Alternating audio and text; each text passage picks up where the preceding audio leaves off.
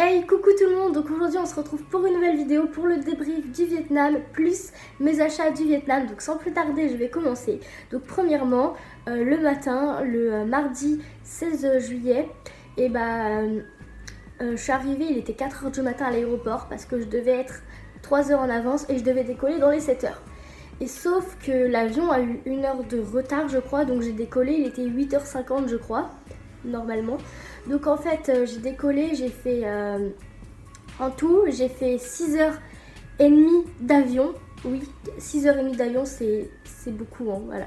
Pour aller au Qatar. Donc arrivé au Qatar, il était 17h, 18h je crois, et je devais décoller, il était dans les 19h. Donc du coup j'arrive au Qatar, tout se passe bien, donc du coup je pouvais même pas aller visiter le pays, comme je vous l'avais dit dans ma précédente vidéo sur ACNL, que je pouvais pas aller visiter le Qatar. Je devais, parce qu'on appelle ça être en transfert ou en transit je crois, non c'est en transfert. Et donc du coup on n'a pas le droit, personne n'a le droit de sortir de l'aéroport, parce qu'il faut rester dans l'aéroport pour aller au Vietnam. Donc voilà, donc du coup j'ai été 4 heures dans l'aéroport du Qatar, à Doha précisément. Donc du coup tout s'est bien passé, j'ai pu charger un peu mon téléphone. Donc voilà. Donc après je prends l'avion pour le Vietnam, 7h30 de vol, c'était encore plus long. Donc il y avait des films dans l'avion, ne vous inquiétez pas, genre en fait il y avait plein d'écrans à chaque siège, chacun avait son écran à son siège avec un casque, et il y avait une tonne de films, et donc j'ai pu regarder plein de films, et ça c'était bien. Donc après j'arrive au Vietnam, donc du coup je vous ai filmé l'atterrissage du coup. Et du coup, je vous ai filmé le décollage à Charles de Gaulle et l'atterrissage à Hanoï. Et donc du coup, le Vietnam, je suis arrivée, j'étais trop contente. Et là, je vais dans l'aéroport. Ok. Alors, mon chat vient de faire une casquette dans l'escalier. Tu t'es pas fait mal au moins? Bon, bref. Donc du coup, j'arrive à l'aéroport du Vietnam. Je sors de l'aéroport du coup, parce qu'il fallait retrouver un guide. Et je sors, mais j'ai cru que j'allais crever. Le truc, il faisait une chaleur, mais pas possible. Oh non mais c'était horrible. Non mais vraiment, non mais plus jamais. C'était juste horrible. J'ai cru que j'allais mourir. Limite j'avais du mal à respirer tellement qu'il faisait chaud. En même temps là-bas au Vietnam c'est plus de 40 degrés. Alors vous en France c'était aussi la canicule. Mais moi, au Vietnam, c'était encore 10 fois pire. C'était limite, ça allait jusqu'à 45 degrés, voire plus. C'était vraiment énorme la température. Donc du coup, tout se passe bien, on retrouve la guide et tout. Et genre, j'ai fait 13 heures de vol. Et en fait, on était un groupe avec un guide. Et le groupe aussi avait fait 13 heures de vol. Et en fait, on arrive à l'hôtel, il était genre 10 heures, un truc du genre. Non, 9 heures. Ouais, 9h30, je crois, il était. Et genre, il y a quoi? Je peux pas avoir la chambre d'hôtel tout de suite. Donc en fait, fallait attendre 14 heures pour avoir la chambre d'hôtel. Mais moi, j'ai halluciné en fait, parce que je m'étais tapé 13 heures de vol, j'étais crevée, parce que dans un avion, tu dors mal, t'as pas ton confort et tout. Donc du coup, moi j'avais mal dormi, j'avais un mal de tête tellement que j'avais été fatiguée.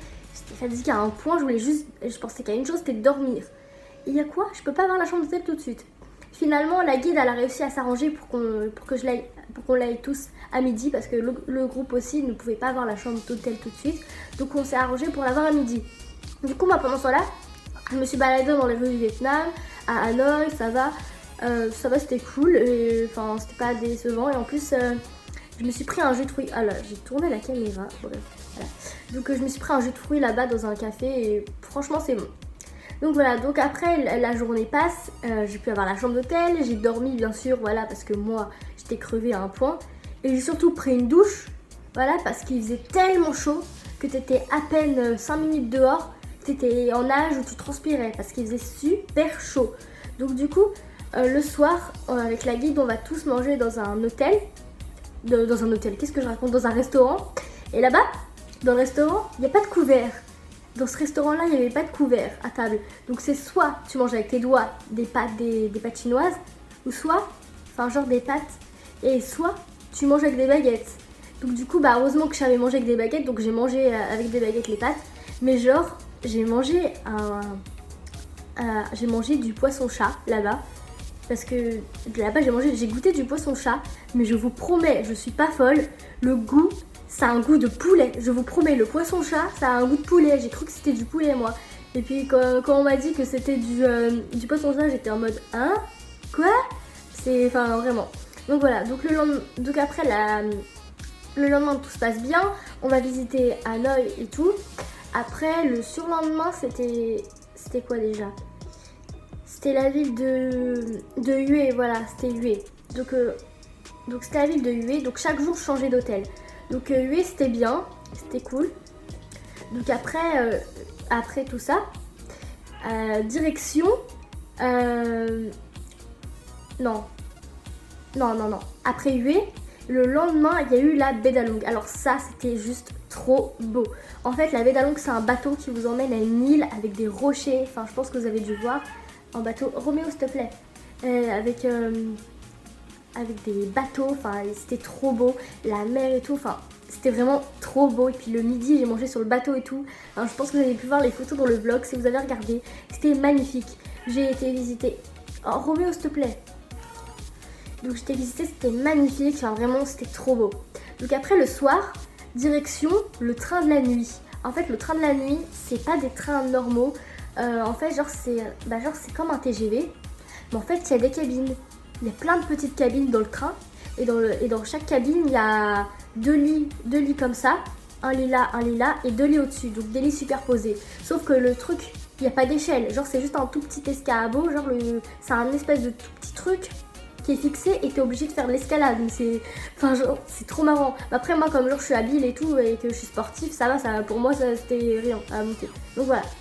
Donc en fait il était 22h pour aller au train de la nuit et j'ai passé du coup toute la nuit dans le train. Voilà, toute la nuit. Et c'était énorme. C'était pour aller à quelle ville déjà? À Hoi An, voilà. Hoi An. Oh j'adore, ça c'est trop bien. C'est mon préféré ça. Donc du coup à Hoi An, j'arrive à Hoi An le lendemain. Donc du coup, je visite un peu et tout. On venait faire quand même toute la nuit du train. Moi et tout le groupe, on avait vraiment mal dormi. Enfin genre moi ça va, j'ai réussi à bien dormir. Sauf que j'ai été réveillée. Roméo, j'ai été réveillée plusieurs fois dans la nuit. Parce que genre, quand il s'arrêtait le train, je faisais boum dans le mur. Voilà, je me prenais le mur dans la tronche et vraiment ça me réveillait et voilà. Donc après, le lendemain du coup, on était à Hoi An. Donc après la journée passe, j'étais crevée, le guide nous a fait quand même visiter, ça c'était horrible. Mais le soir, arrivé au soir, ça c'était mon préféré. Arrivé au soir, il y avait une piscine dans l'hôtel. Alors ça a été mon hôtel préféré parce qu'en plus les chambres elles étaient immenses. De toute façon je vous ai filmé, c'est le seul hôtel où je vous ai filmé la chambre. La baignoire et tout, on se croirait aux États-Unis. Et vraiment, c'était du lourd. Et donc du coup dans la piscine je me suis baignée, du coup j'en ai profité. Surtout que du coup j'avais emmené une boîte étanche que j'avais chez moi. Et du coup je pouvais filmer sous l'eau, donc je vous ai filmé un peu sous l'eau et tout, c'était trop bien. Donc voilà, donc le lendemain matin aussi je vous ai filmé ça. Mais le soir je me rappelle à Hoi An quand j'étais visiter les rues de la ville. C'était trop beau parce que genre il y a des lanternes accrochées de partout dans les rues. Normalement il y a une photo. Il y a une photo dans le vlog et genre il y a des lanternes de partout, c'est trop beau. Et en plus il y avait un temple à côté, c'était magnifique. Vraiment, c'était ma ville préférée du Vietnam. Hoi An, c'est là où je veux vivre, voilà. Donc du coup, le lendemain, c'était l'heure de partir, c'était horrible. Donc on visite un peu encore. Et donc direction encore le train de la nuit pour aller à Saigon, la dernière ville.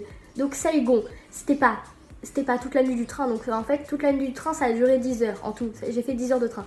Mais là c'était pas 10 heures de train, c'était 17 heures de train. 17 heures de train pour aller à Saigon. Donc Saigon, c'était une ville, ça ressemble à Hanoï. Et vraiment, ce que j'ai bien aimé dans Saigon,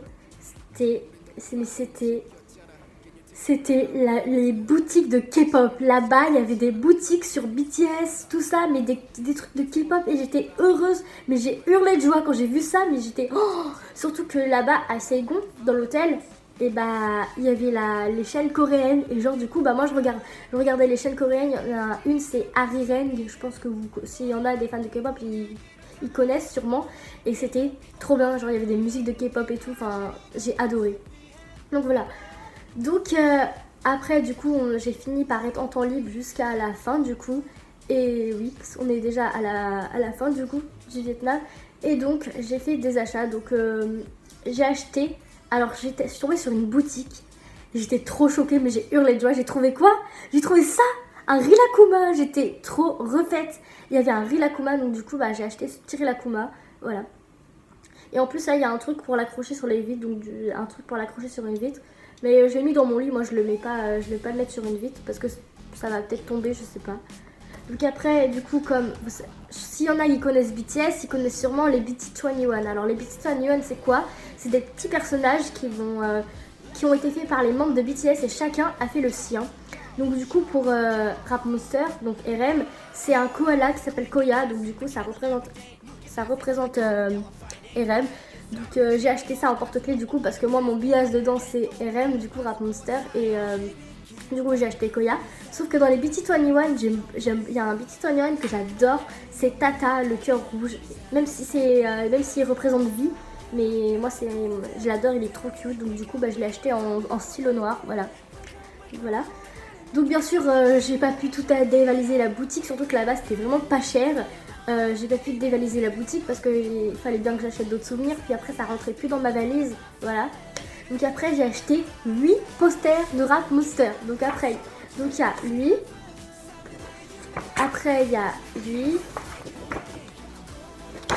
après il y a lui, après il y a lui,